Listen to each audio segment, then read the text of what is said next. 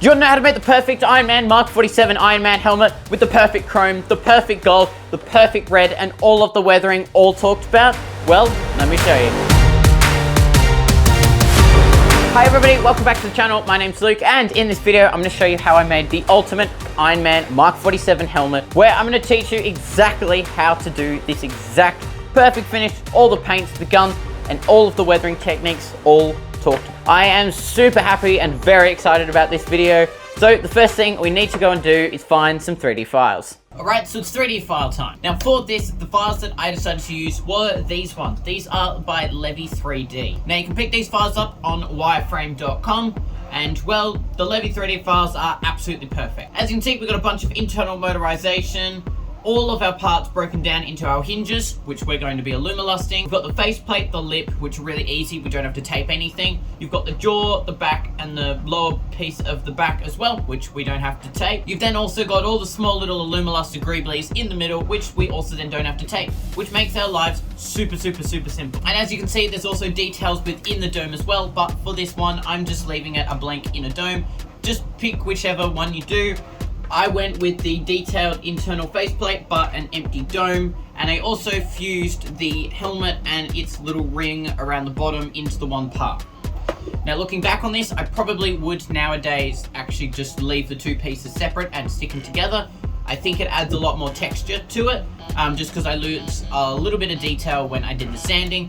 But it's up to you. But if you didn't want to say go with Levy 3D files, you can also pick up these incredible files by DO3D as well. We've got all of these parts broken down. Yes, you are going to need to do a little bit of taping, but you also get that option of a magnetic faceplate, which then you could connect with some wires into there. You can then also connect some foil tape so that you can have a magnetic connection that is then wireless. But for the purpose of this video, I'm going with Levy 3Ds. Now, that's pretty much it with the files out of the way, so let's move on to the painting. Alright, so my favorite part of any project, the painting. Now, believe it or not, this thing is not hard to get a finish like this at all. You just have to be really patient and have the right tools, which I'm going to explain everything you need to know. So once the whole helmet has been sanded and wet sanded and primed and is super smooth, ready for the paint, it's time for our gloss black. Now also, if you are interested in the whole sanding, wet sanding, priming, prepping your 3D prints ready for paint, I will leave a link down in the description of the video where I go through my entire process. So the first thing I'm going to hit the whole helmet with is an Alumaluster 2K black. This is a 2K gloss automotive black, meaning that I don't have to put a clear coat over the top to make it even shinier. It's already shiny the second you sprayed it. Then the next step, which is yet again, as always, my favorite step, the Alumaluster stage. So I just shoot the Alumaluster at 20 PSI on a 0.8mm nozzle. This way I get a really nice finish and a nice lay down of the chrome. And once I have sprayed the chrome, I will go through with a microfiber cloth and wipe off any of the dust. Now, because Alumaluster is basically misting on chrome, you will get nice little like dust particles that sit over the top, which are just chrome dust particles. And before you paint anything else, do make sure those come off, or otherwise you'll get weird adhesion problems, and it also doesn't look as shiny as it physically can be. So that's the Alumaluster stage, my favorite stage, and it looks so beautiful every single time. Now this is where we kind of divert some of the pieces into their different colors. Now, because this is not the Mark 46, this is Mark 47, we actually get to keep some of these Alumaluster chromed details. So in our ears, around the lip and the cheeks, this under detail under the lip, and the exact same on the other side are all gonna stay Alumaluster. So we're just gonna put them to one side, and when we do our full clear coat, we'll then clear coat them at the same stage. But as for the faceplate, the lip, the chin, and the dome, that's where they start to get their special colors. So the first thing we'll talk about is our red. Now for the red, I'm using DNA Candy Split Blood. This is their base coat series. I have made a full dedicated YouTube video on how I get the perfect finish with my DNA Candy paint, going through the concentrated, the pre-mixed, and the base coat ranges, every tips and tricks you need to know about the ratios, the spraying distance, the time, the base coats, and absolutely everything. So I'll leave a link down in the description because I won't go into too much detail about that, but if you are interested, go and watch that video, you'll learn everything you need to know. But I've just sprayed the split blood at a 1:1 ratio with just some universal thinner, and then sprayed it directly over our chrome. Now the great thing with the base coat range is that we can build up those layers. It doesn't take too long. It's about 3 to 4 nice even flat coats. And yes, if you've watched the other video, because you should watch that, then watch this, it'll look really flat, it'll look really dull, and it'll look really ugly. But you'll want to try and aim for a finish exactly like this, where you can see it's one nice uniform color, everything looks smooth and everything looks flat. Once that's done, put that to the side. It's now time for the gold. Now, a lot of people have asked how I've done this gold because, well, it is pretty much perfect for Iron Man. And it's actually just using a combination of some FX Intercoat binder, which is basically a glue for pigments, and 3 different squeeze boxes from Imperial Surface. Now, essentially what these are, they're pretty close to alcohol inks, or they are alcohol inks, they're something, but it's an ink of sorts that we can now mix into either a clear coat, a hardener, a binder, or a thinner. Now, I am going to make my own dedicated video on explaining the whole process behind how to spray these things, because they are a little bit different. Everyone does them differently, that I found out. But I'm going to show you the way that I like the best, the way to get the best finish, and what I did to get the color. Now, thank you again to Imperial Surface for sending these incredible tints out to me. I cannot thank you enough. This project would not look half as good without you guys. So if you're in the market for any chrome that is going to be absolutely perfect, and then you can also say that you use Imperial Surface, I will leave a link down in the description where you can order some.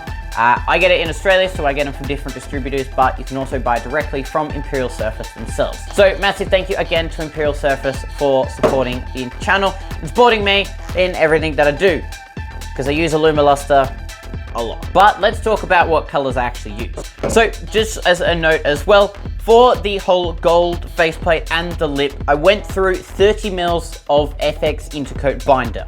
That's the ratio that I'm using. So all of my different pigment droplets, which I'll talk about in a second, and then 30 mils of FX Intercoat binder.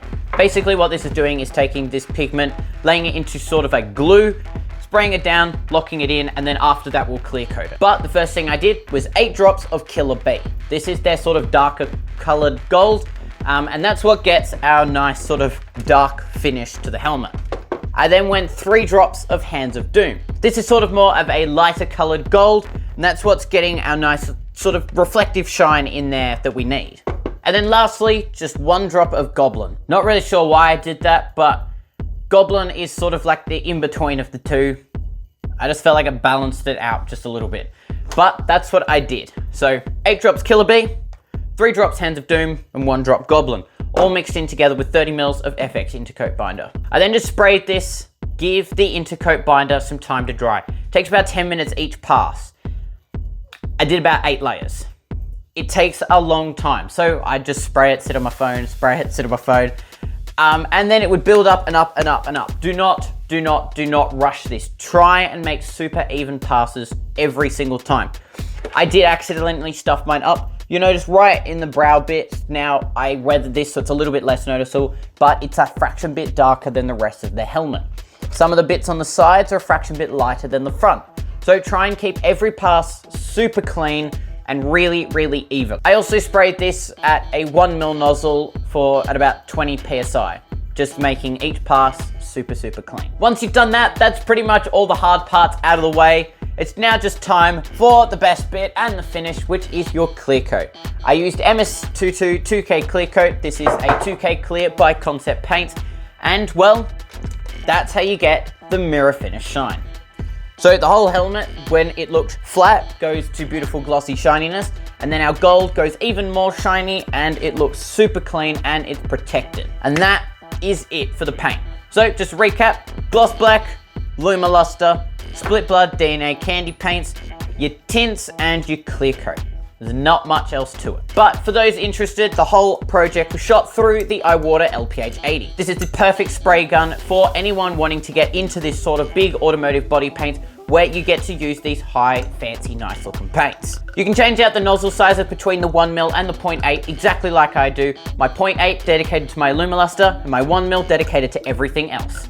It's a nice, super small, easy spray gun. You can learn so much from using these guns, especially from when I started. I used one of these, just a really cheap garbage spray gun, and the results are incredibly different.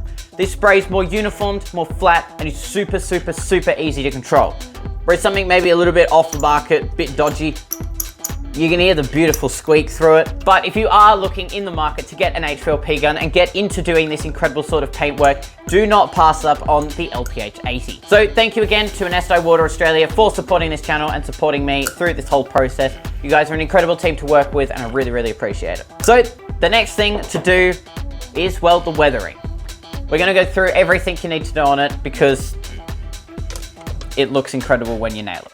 All right, so the next thing we need to go through is do our weathering. Now, it's always a tough one to decide whether you weather something or not, but my opinion is every single time is a helmet needs a little bit of weathering. There is nothing out there that is always pristine perfect. You look at the first Iron Man suit, well, I mean, the Mark 1 always looks horrible. The Mark 2 looked beautifully shiny and stuff until he fell through a concrete wall and it looked dirty. The Mark 3 goes into damage, the Mark 4's damaged, the Mark 5 gets damaged. Every suit is always going to have a little bit of weathering. Now, if you do want to keep the helmet pristine clean, you need to listen to this step because this will actually elevate your project from boring to amazing. All you need to do is go through with just some black paint, just any black acrylic paint will do perfectly fine, and go through these sorts of detail lines. These are the detail lines that just sort of give a little bit more of an accent, and just paint through them. Even if you don't weather the full helmet, just do this. It's going to make the whole helmet pop. Instead of just being one big uniform color, it's going to make it super detailed and incredibly, incredibly detailed. So if you aren't weathering your project or your helmet, please just at least do this step. You will not regret it. And if you do regret it, just go through with a bit of water and a cotton swab and pull it all off. That's the great thing with acrylic paints. But other than that, let me talk about my weathering. The only three things I used was some burnt umber, some reducer, and a flat black. Now, for all of my colors and all my airbrushing and painting, I always go with Createx Colors. I just like the richness in their colors. I like the bottles. I like the whole thing. Super easy to work with, super easy to thin down. So if you do want an acrylic paint that's really, really nice and easy to use, I'd always recommend your Createx Colors. So essentially, I went through with a paintbrush, just a nice flat one, a bit like this, and just painted in all of the details just like so. And then I'd take a nice little wet paper towel and just wipe over the top, leaving all the paint in the channels. Then I'd also do a little bit of a combination. Put some burnt umber and some black in together, mix it round, and then started attacking in the grimy bit. Now you always look at the storytelling side when you do weathering. So when he's flying like this, the back of the helmet's gonna be a little bit cleaner than the front, because if he's flying, the burn and that's gonna hit the front faceplate, not the back. So always think about it like that. But say if you want it in a battle and you hit from the side, we'll start attacking this side less than this side. It all depends what you sort of, but for me, I just went from the front to the back. I didn't want to do anything else fancy. So I'd start attacking all of these little grimy details around our chrome, around the eyes, especially under all of these little sort of nooks and crannies. Definitely go around these sorts of lines around the back because a lot of gunk's gonna get into there and then start bleeding out. So a technique that I used was just taking a nice paintbrush and just do some dry brushing. I then just go really light over the whole faceplate, just flicking it round. That's how I got this incredible look, which it looks like I brushed metal sort of paint. This is probably the proudest I've been of a weathering job in a very long time, if ever. So definitely try that technique out. Go with that brushed metal look. It's always a nice one. Because the other thing you can do is always go through with a bit of steel wool. So just take some steel wool and just sort of wipe it down like this. And then you'll start to get a brushed metal look. Now, I did do this during the gloss black stage, and unfortunately, I did lose a lot of that accent when I put my Alumaluster and my chromes and my clear coats over it. I think next time I need to get a more harsh, sort of dense steel wool to make this more impactful and stuff, but you can always go through with the clear coat. I sort of left it a little bit brushed, but then I made my acrylic paint more look like the brushed metal look. It's all up to you and that storytelling, like I said. But I started attacking around the base into these grime bits, more around the details, up the tops, around the widow's peak, and just sort of attacking those hard edges. I didn't go through with a black wash. I'm sort of not the biggest fan on black washes. They kind of get a bit messy and they just don't look very on purpose. They look just very placed there, if that makes sense. Just in my opinion, if you want to go through with a black wash, go for it, but for this, I left it off. The next thing is how we get our nice haze and our speckles. And the only thing you're ever gonna need for that one is the iWater Eclipse. This is the perfect airbrush if you wanted to get more into the whole airbrushing world of detailed fine prints and paint jobs exactly like this. The water eclipse is a 2-action thing, so you can push the button down to have air and pull back to release the paint. This gives you so much more control and versatility in your painting, and I definitely recommend it if you're interested in doing this sort of stuff or more detailed work. I'll leave a link down in the description where you can pick up an iWater Eclipse. So yet again, massive thank you to iWater for supporting this channel and everything I do. But all I did was go through just really nice and fine, not pulling the trigger back too much at all, and just spraying around these detailed bits. I'll put a image up here where you can kind of see that I've got this bit of a haze look just around all of those accents and the details. And when I pull up that faceplate, I started attacking these brackets and stuff just to give them a little bit more texture and detail. You can also go around the sides of these bits just to give it even more detail and more depth. But then I also just attacked in some grime around the detailed bits where grime would naturally form. But you just want to do a nice haze over the whole helmet to just knock that shine off a little bit, make everything look more uniform. Now the last thing is the stippling, or the little flicky dots over the top. Now the technique that a lot of people will do, will just dip it in some paint, pull the paintbrush back and flick it like that. While that's all good and stuff, you just don't get much control at all. You can just flick it and it can go everywhere. But I'm going to show you how to do this like a pro. All you're going to do is take your airbrush and you're going to take your hose. So once your airbrush is connected to your hose, which is connected to your air tank, all you have to do is bend the hose in half. That way, no air is going to come through. And now it's going to sound a little bit weird, but we're going to start pumping the paint into the tip of the needle. Basically what this is doing is bringing the paint to the very front. So when we start to release some air, it's going to look all splattered and messy, and that's how we're going to get our dots. So you're going to start pushing the air down and just pumping the paint through. This is just moving the needle back and forth and then bringing that paint slowly into the front of the gun. All you have to do is hold the button down, pull a little bit of air back and start to release the hose at the same time. And then you can also just do a little bit of this, a little bit of that, while slowly releasing the air. Then you're going to start to get the incredible stippling look. And because it's in the airbrush, you get a very small radius, meaning I can do it really fine, detailed around the base, round him to my ears, rather than the whole helmet and making it look everywhere. And for the stippling, I just did all over the back of the helmet. I did all around in the grime, all around in the cheeks, and all over the faceplate. So massive thank you to Stacy from iWater for teaching me this little trick. I definitely love it. I'm going to be making a reel on this very shortly because I want everyone to know how good this is, because, well, it beats a paintbrush and your finger. So that's pretty much it with the weathering. If you want to go through with some greens for your different storytelling, go with that. If you want to go maybe a little bit of a red candy in your black, try that. I didn't go with that, just more because I wanted that classic burnt umber and the black, but it's all up to you. So definitely try out all of those sort of darker tone things. If you've had better experience doing some weathering, let me know down in the comments what I could do to improve this helmet and also what you would have done in the end to make this thing look 1,000 times better. So that's pretty much it. Let's go to the next bit, which is the overview of the rest of the video. So that is the helmet complete. I am so happy with how this one turned out. All of the details, all of the paint, it's absolutely perfect. I couldn't be more happy with the shininess of the red, the absolute perfection in the gold, all of the electronics absolutely down to a point. And like I said, if you are interested in how I did all the electronics, making it wireless, I'll leave a link down in the description where you can follow that whole tutorial and made it to your Iron Man helmet of sorts. And huge thank you again to Imperial Surface and iWater for helping out with this video and supporting the channel. I really appreciate it, and I don't think I would have been able to do it without your help. So there's nothing really else much to say besides that this thing is my favorite thing I think I've ever built. I'm so excited to build the Mark 47 suit. Files by DO3D coming very soon. Probably about 2026 sometime. So definitely stay tuned on when I post about that or talk about it. So thank you so much for watching this video. I'll see you all next week for our very exciting Namor headdress, which has been in the works for about 2.5–3 months. But other than that, let's head to the final result.